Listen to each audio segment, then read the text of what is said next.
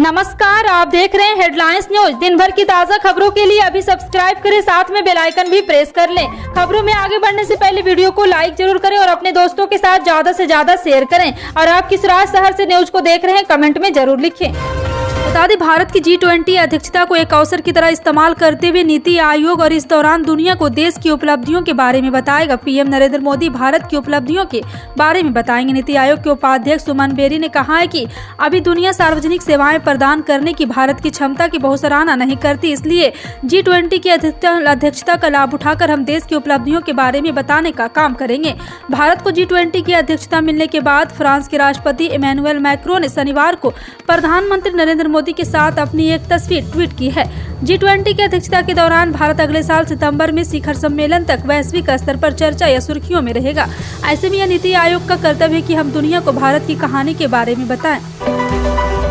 गुजरात विधानसभा चुनाव के दूसरे चरण के तहत सोमवार को 14 मध्य और उत्तरी जिलों की 93 सीटों पर मतदान होना है। साल 2017 के विधानसभा चुनाव में 70 और भारतीय जनता पार्टी ने इनमें से 51 सीटें जीती थी। कांग्रेस ने 39 जबकि 3 सीट पर निर्दलीय उम्मीदवारों ने जीत हासिल की थी।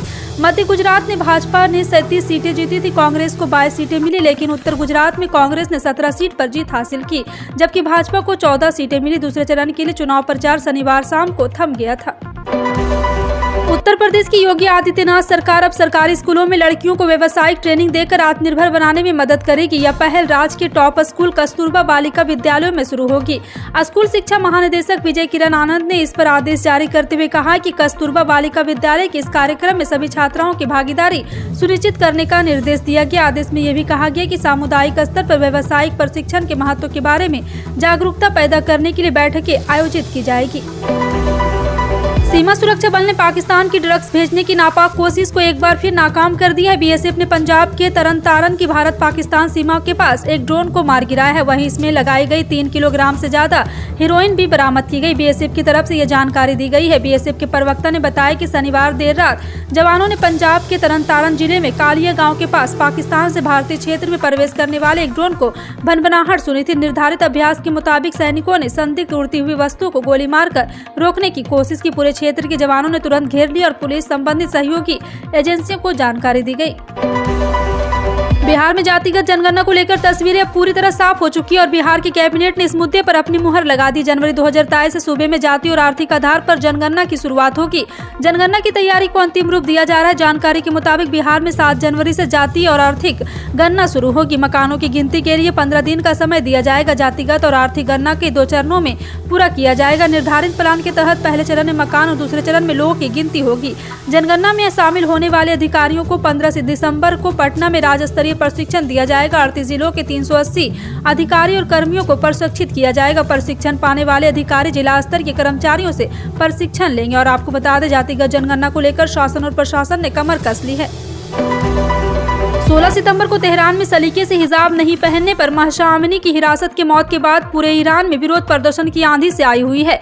ईरान सरकार ने विरोध के दबाने के लिए सशस्त्र बलों की खुली छूट दी, लेकिन विरोध प्रदर्शन थमने का नाम नहीं ले रहा। ऐसे में दबाव में आई ईरान सरकार ने हिजाब कानून के कड़ाई से लागू करने वाली नैतिकता पुलिस विभाग खत्म कर दिया है। साथ ही दशकों पुराने उस कानून की समीक्षा कर रही है जिसमें महिलाओं को घर से बाहर निकलने पर अपना सिर ढकने की जरूरत होती है। गौरतलब है कि कुर्द मूल की 22 वर्षीय ईरानी युवती महसा को नैतिकता पुलिस ने कथित रूप से शरिया आधारित हिजाब कानून के उल्लंघन करने के आरोप में गिरफ्तार किया था।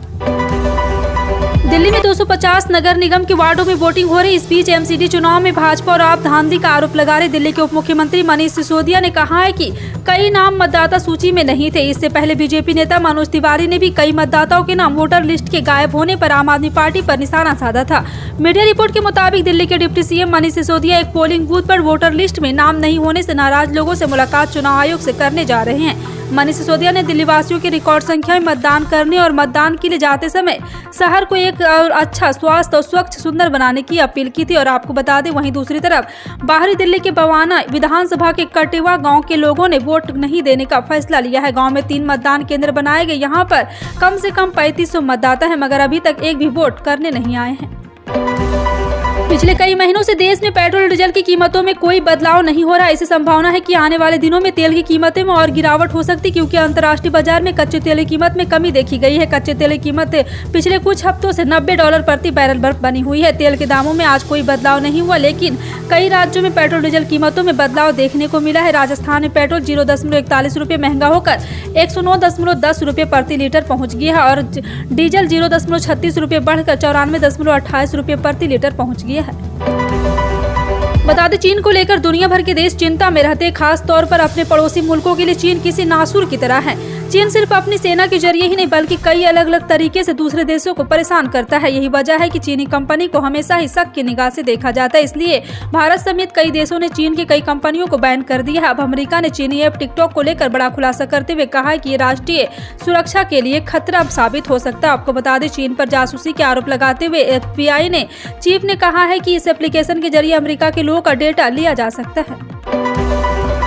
अध्यक्ष मल्लिकार्जुन खड़गे ने कांग्रेस स्टीयरिंग कमेटी की बैठक बुलाई, जिसमें उन्होंने तमाम पदाधिकारी से अपने अपने जिलों का हिसाब मांगा और कहा है कि हर हाल में लोगों के लिए काम करना होगा। इस बैठक में कांग्रेस की पूर्व अध्यक्ष सोनिया गांधी, अशोक गहलोत समेत तमाम बड़े नेता शामिल थे।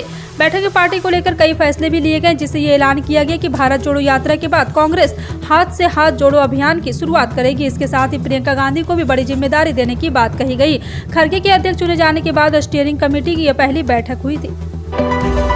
पटना हाईकोर्ट ने एक महिला का घर तोड़े जाने के मामले में सुनवाई करते हुए बिहार पुलिस को कड़ी फटकार लगाई। जस्टिस संदीप कुमार ने नाराजगी दिखाते हुए टिप्पणी की है, बिहार पुलिस किसका प्रतिनिधित्व करती है? राज्य या किसी निजी व्यक्ति का तमाशा बना दिया गया है। किसी का भी घर बुलडोजर से तोड़ देंगे। जी हां, आपको बता दें कि बिहार में एक महिला के घर को तोड़ने का मामला सामने आया है। इस मामले में कोर्ट ने अब अगली सुनवाई के दौरान पटना के पुलिस अधीक्षक, अंचल अधिकारी, पटना सिटी और अगमकुआं पुलिस स्टेशन के प्रभारी अधिकारी को कोर्ट में पेश होने का निर्देश दिया है। उत्तराखंड के मुख्यमंत्री पुष्कर सिंह धामी ने आज अपने राज्य में 10 और इलेक्ट्रिक बसों को शामिल कर लिया। बता दें कि राज्य की सड़कों पर अब 10 और इलेक्ट्रिक बसें दौड़ती नजर आएगी। इसके लिए सीएम ने हरी झंडी दिखा दी है। साथ ही उस बस में सफर भी किया जा सकता है। आपको बता दें कि दरअसल राज्य के लोगों को आज बड़ी खुशखबरी मिली है। उत्तराखंड की सड़कों पर भी अब इलेक्ट्रिक बस दौड़ती नजर आएगी। बता दें कि स्मार्ट सिटी मिशन के तहत दून कनेक्ट इलेक्ट्रिक बसों को झंडी दिखाकर रवाना किया गया, जिसमें 10 बसें शामिल है। वहीं इन बसों को सीएम धामी ने हरी झंडी दिखाई। साथ ही उन्होंने बस में सफर भी किया है। उत्तराखंड के मुख्यमंत्री पुष्कर सिंह धामी ने कहा, स्मार्ट सिटी के तत्वाधान में आज 10 बसें और जोड़ी गई हैं। 2023 आने में अब कुछ ही दिन बाकी है। ऐसे में लोग नए साल की तैयारियों में लगे हैं। सभी अपने हिसाब से नए साल का स्वागत करते हैं और खुशी खुशी एंजॉय करते हैं बदलते साल के साथ साथ। और आपको बता दें कि कई चीजों और भी बदलाव किया जा रहा है। उसमें एक बदलाव है HDFC बैंक में खाता रखने वाले करोड़ों ग्राहकों के लिए। बता दें कि बैंक 1 जनवरी 2023 से बड़ा बदलाव करने जा रहे हैं। इस बदलाव के बारे में बैंक ने मैसेज करके लोगों को जानकारी भी दी। HDFC बैंक ने ग्राहकों को बताया कि क्रेडिट कार्ड के नियमों में बड़ा चेंज होने वाला है। यह बदलाव नए साल से लागू हो जाएगा। बैंक ने क्रेडिट कार्ड के रिवार्ड पॉइंट और फीस स्ट्रक्चर को चेंज करने का फैसला किया है। उत्तर प्रदेश को स्वच्छ और सशक्त बनाने के लिए जुटी योगी सरकार की इस मुहिम को सोशल मीडिया पर भी जबरदस्त समर्थन मिल रहा है। इसी क्रम में शनिवार को सोशल मीडिया साइट ट्विटर पर स्वच्छ यूपी सशक्त यूपी टॉप ट्रेंडिंग में शुमार हो गया है और इस हैशटैग के जरिए ट्विटर यूजर्स ने योगी सरकार द्वारा प्रदेश में स्वच्छता के लिए चलाए जा रहे तमाम अभियानों की प्रशंसा की। तो प्रदेश की सशक्त बनाने के लिए बेहतर कानून व्यवस्था और इंफ्रास्ट्रक्चर के विकास को भी सराहा है। राज्य शासन ने प्रयोगशाला शिक्षक, व्यायाम शिक्षक, संगीत शिक्षक के पदनाम के परिवर्तन करके पदोन्नति का रास्ता साफ कर दिया है। वे अब सहायक प्राथमिक शिक्षक, प्रयोगशाला, व्यायाम एवं संगीत कहलाएंगे। अभी तक ये शिक्षक इन्हीं पदों से सेवानिवृत्त होते थे, उन्हें पदोन्नत करने का प्रावधान नहीं था, पर अब ऐसा नहीं होगा। उन्हें भी दूसरे शिक्षकों की तरह पदोन्नति मिलेगी, यानी कि प्रमोशन मिलेगी। स्कूल शिक्षा विभाग ने मध्य प्रदेश राज्य स्कूल शिक्षा सेवा शर्तें एवं भर्ती नियम 2018 में संशोधन कर दिया है। इसके अनुसार सहायक अध्यापक, प्रयोगशाला, व्यायाम, गायन और वादन के पदनाम में बदलाव कर दिया है। National commission for Indian system of medicine ने निजी आयुर्वेदिक कॉलेजों में शिक्षा की गुणवत्ता सुधारने के लिए बड़ा निर्णय लिया है। 7वें वेतनमान के अनुसार उन्हें वेतन और भत्ता नहीं मिला तो कॉलेजों की मान्यता समाप्त कर दी जाएगी। NCRSM शिक्षकों की वेतन पर्ची, बैंक स्टेटमेंट और अन्य दस्तावेजों की नियमित जाँच करेगा। बता दें कि स्टेट में निजी और सरकारी मिलाकर 31 आयुर्वेदिक कॉलेज में 2400 और देश में 453 आयुर्वेदिक मेडिकल कॉलेज में 24,000 से ज्यादा आयुर्वेदिक चिकित्सा शिक्षक कार्यरत हैं।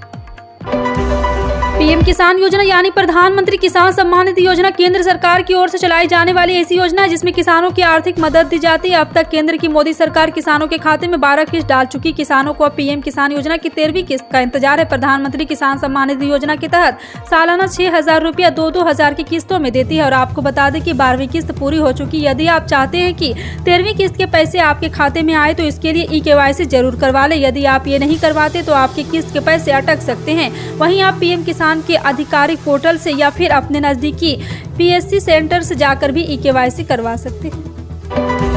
राष्ट्रपति द्रौपदी मुर्मू रविवार को राष्ट्रपति बनने के बाद पहली बार आंध्र प्रदेश दौरे पर पहुंचे। यहां उन्होंने आयोजित एक कार्यक्रम में देश के विकास में आंध्र प्रदेश के लोगों को योगदान की सराहना के साथ ही राष्ट्रपति ने छात्रों को देश की परंपराओं का पालन करने और आधुनिक दुनिया को अपनाने के बीच संतुलन बनाने की सलाह दी है। और सभा को संबोधित करते हुए राष्ट्रपति मुर्मू ने कहा है कि राष्ट्रीय शिक्षा नीति 2020 के अनुरूप हमारे छात्रों को हमारी परंपराओं के साथ आधुनिक दुनिया में एक प्रतिष्ठित स्थान प्राप्त करना चाहिए।